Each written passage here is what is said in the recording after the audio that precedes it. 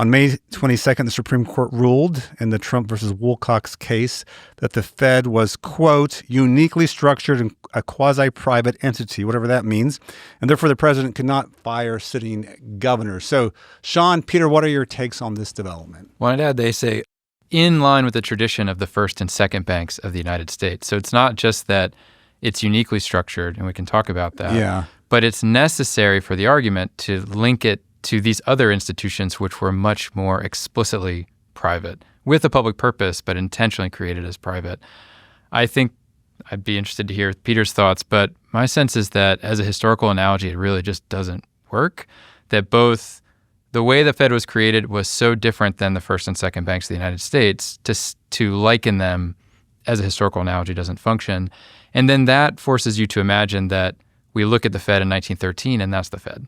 When there's been such a revision in the way the Fed is structured, a centralization, much more administrative and executive power rooted in the Fed, that to treat it as something like, yes, there's some weird public-private stuff still happening, but to say that it's this historical and sort of legacy that makes it distinctly independent, like, I struggle with that. I mean, I want the Fed to remain independent, so I don't maybe want to look too closely at this analogy. If the justices are really invested in this, then not subjecting it to too much historical scrutiny might be our best bet.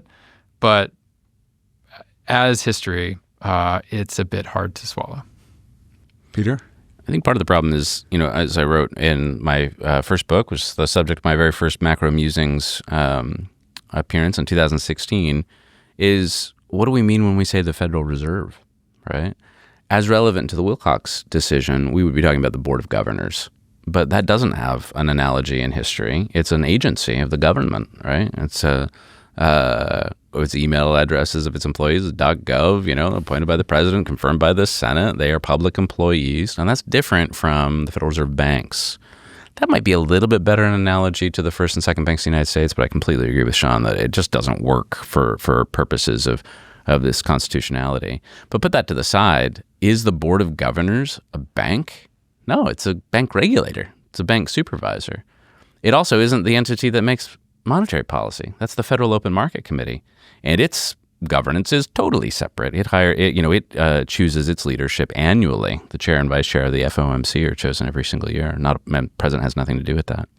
So I come down with Sean on this. As a scholar of central bank independence and financial policy, I think it would be an extremely adverse outcome to the American economy, the global economy, if we eliminated this protection, this legal protection for the Fed's leadership.